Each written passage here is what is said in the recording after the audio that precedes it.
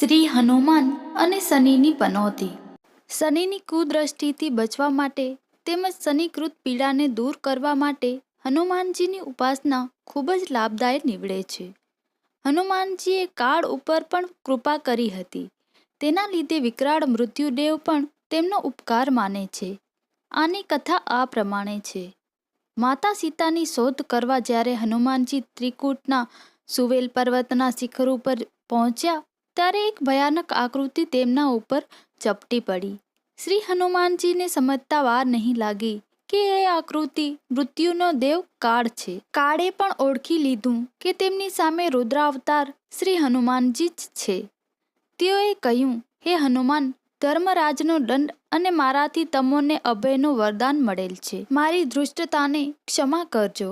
પછી કાળે આગળ કહ્યું, લંકાધિપતિએ મને મહામૃત્યુંજય મંત્રથી અભિમંત્રિત કરી અહીં જંજોરોથી જકડી રાખ્યો છે. હું આ બંધનમાંથી છુટકારો મેળવવા અસમર્થ છું. ત્યારે હનુમાનજીએ કાળને મુક્ત કરી દીધો.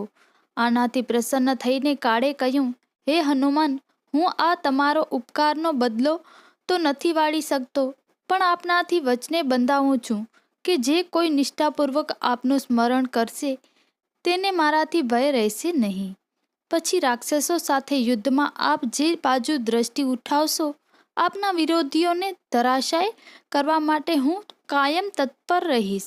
કાળને મુક્ત કર્યા પછી હનુમાનજીએ એ જ પર્વત ઉપર અન્યત્ર એક ગુફામાંથી આર્ત સ્વર સાંભળાયો. સ્વર હતો, હે હનુમાન, શું આપ મારી મદદ કરશો નહીં? હનુમાનજી અવાજની દિશામાં જઈને જોયું તો સૂર્યપુત્ર શનિદેવ રાવણ દ્વારા બંદી થયેલા દેખાયા. શનિએ ફરીથી કહ્યું, હનુમાનજી, મારી મદદ કરો. મને રાવણ દ્વારા અહીં બંદી બનાવી દેવાય છે. જો તમે મને મદદ કરશો તો હું મુક્ત થતાં જ રાવણ ઉપર પોતાની દ્રષ્ટિ નાખીશ. આનાથી તેની શક્તિ ક્ષીણ થઈ જશે.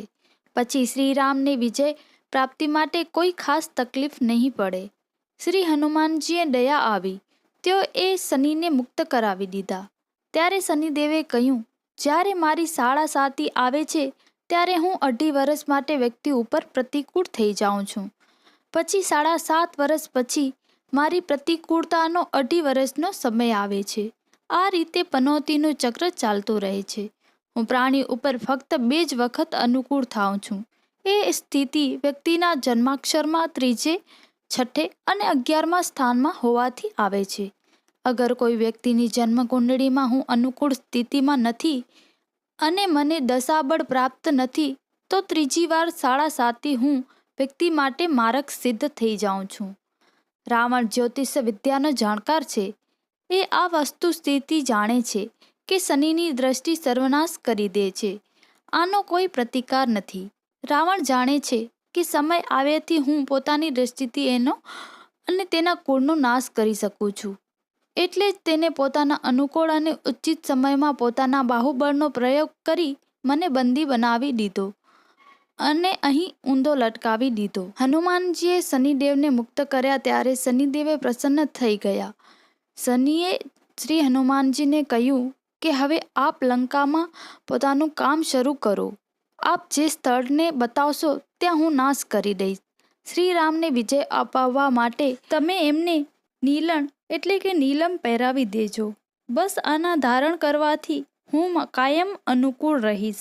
રામાયણ એ વાતની સાક્ષી છે કે હનુમાનજીએ અશોક વાટિકા વિભીષણનો મહેલ બચાવવાનો જે સંકલ્પ કર્યો હતો એને છોડીને બાકીની સમગ્ર લંકા શનિદેવના પ્રકોપનો શિકાર થઈ બળીને ભસ્મ થઈ ગઈ હતી.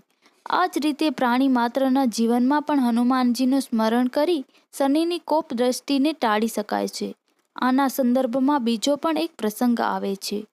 કળિયુગ શરૂ થયો તે સમયે સૂર્યપુત્ર શનિદેવ એક દિવસ સાગરના કાંઠે અહીં તહીં ફરી રહ્યા હતા. ત્યારે એકાએક એમની દ્રષ્ટિ શ્રી રામ ભક્તિમાં મગ્ન શ્રી હનુમાનજી ઉપર ગઈ. શનિએ હનુમાનજીને કહ્યું, આપના ઉપર મારી શાળા સાતી હમણાંથી જ શરૂ થાય છે.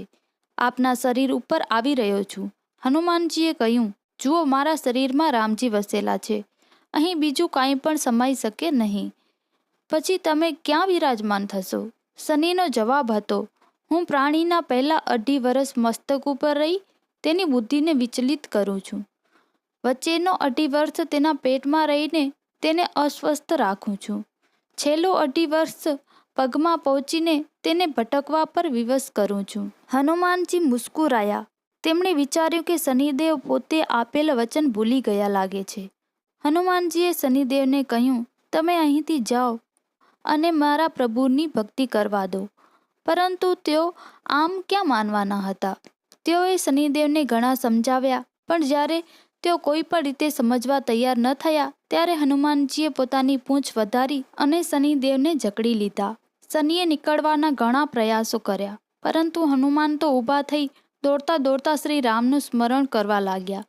શનિને ભારે ઝટકો લાગ્યો. તેઓ લાચાર સ્વરમાં તેમને કહ્યું, હવે બસ કરો પવનપુત્ર, મને મારા દોષનો આભાસ થઈ ગયો છે. મારા ઉપર હવે દયા કરો. ત્યારે હનુમાનજીએ કહ્યું, તમને મુક્તિ ત્યારે જ મળશે જ્યારે તમે વચન આપશો કે તમે મારા ભક્તોને કંઈ પણ નહીં કરો. શનિએ વચન આપ્યું, હે હનુમાન, જે વ્યક્તિ શનિવારે તમારી પૂજા કરશે એને હું ક્યારેય સતાવીશ નહીં. ઉપરના બંને પ્રસંગથી સ્પષ્ટ થઈ જાય છે કે હનુમાનજીના સ્મરણ કરવાથી જ વ્યક્તિને લૌકિક અને અલૌકિક બંને લાભ થાય છે. ખાસ કરીને શનિની પનોતી હનુમાનજીના ભક્તોને નડતી નથી. આ એક નિર્વિવાદ સત્ય છે.